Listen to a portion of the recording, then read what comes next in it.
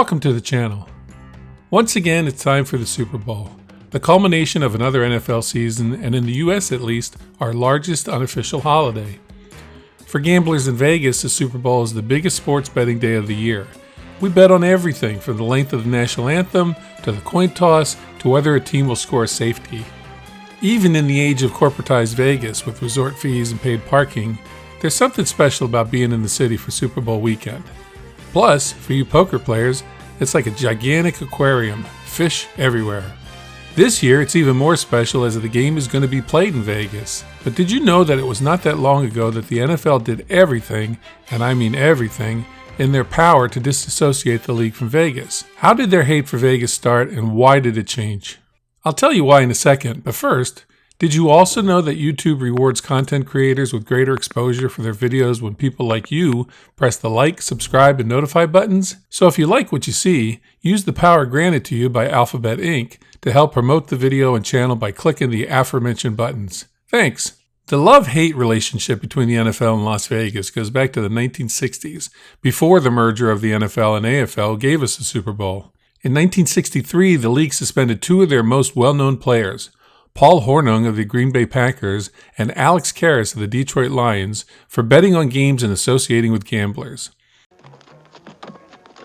Hey, you can't park that animal over there. It's illegal. The league did not want a situation where their image would be tarnished by an event such as the 1919 Black Sox scandal in baseball. The NFL commissioner at the time was 36-year-old Pete Rozelle.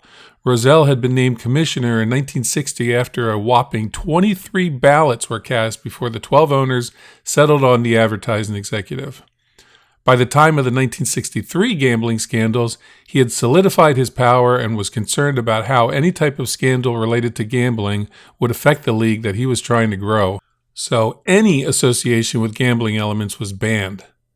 It may be difficult for some to understand why the league would turn on Las Vegas as it did, but you need to look at what Vegas was in the 1960s and 70s. Everyone knew the city was mob-controlled. Even after Howard Hughes swooped into town on Thanksgiving Day in 1966 and took up residence at the Desert Inn, the consensus in corporate America was that Vegas was toxic for any business associated with it. The perception of Vegas began to change in the 1990s. It claimed to have become family-friendly with resorts such as Excalibur popping up on the Strip. By this time, corporations took control of the Strip, and Vegas was viewed as more tightly regulated than during the mob days. So you'd think that would have had made a great time for Rozelle's successor, Paul Tagliabue, and the NFL to look to Vegas for marketing opportunities. Wrong.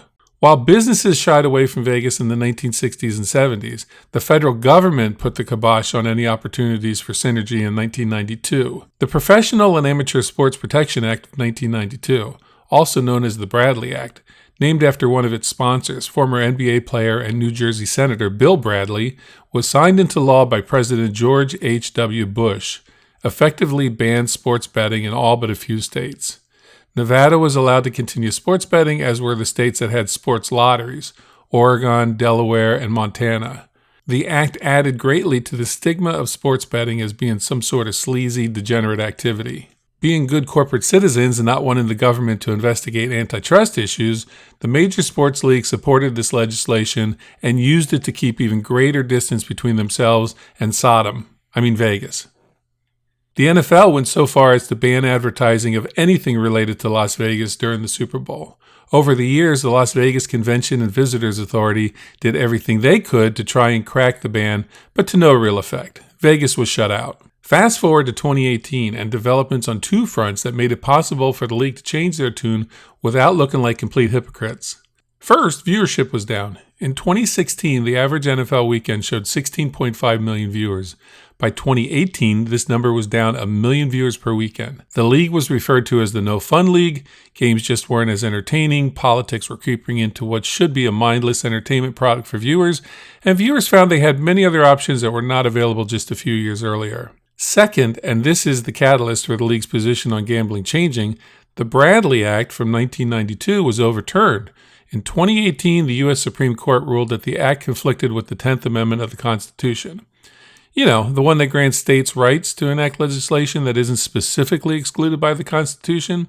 In other words, the feds did not have the power to enact this legislation. This opened up the states to be able to legalize sports betting, and of course, take their cut of the proceeds. Cash-strapped states suddenly saw the light and benefits of letting people bet on games, and as of this video, 30 states now have some form of legalized sports betting. The largest state, California, is expected to join this list soon. The NFL saw this as an opportunity for revenue and to refocus public attention on the game, so much so that they began to allow Vegas to advertise.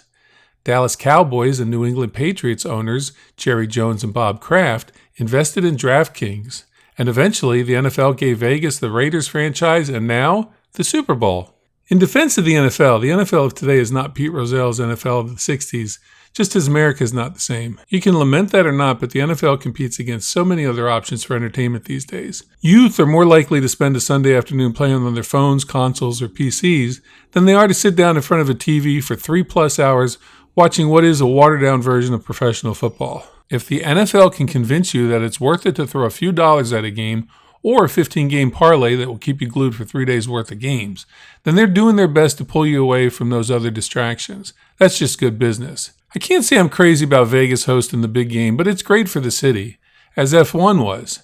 Super Bowl weekend in Las Vegas used to be fun, for me at least, because it didn't matter what team you rooted for. Most people were there just to see how their picks would work out. For sure, this year will be more about the two teams playing and their fans will overwhelm the city. It will still be a fun party for sure.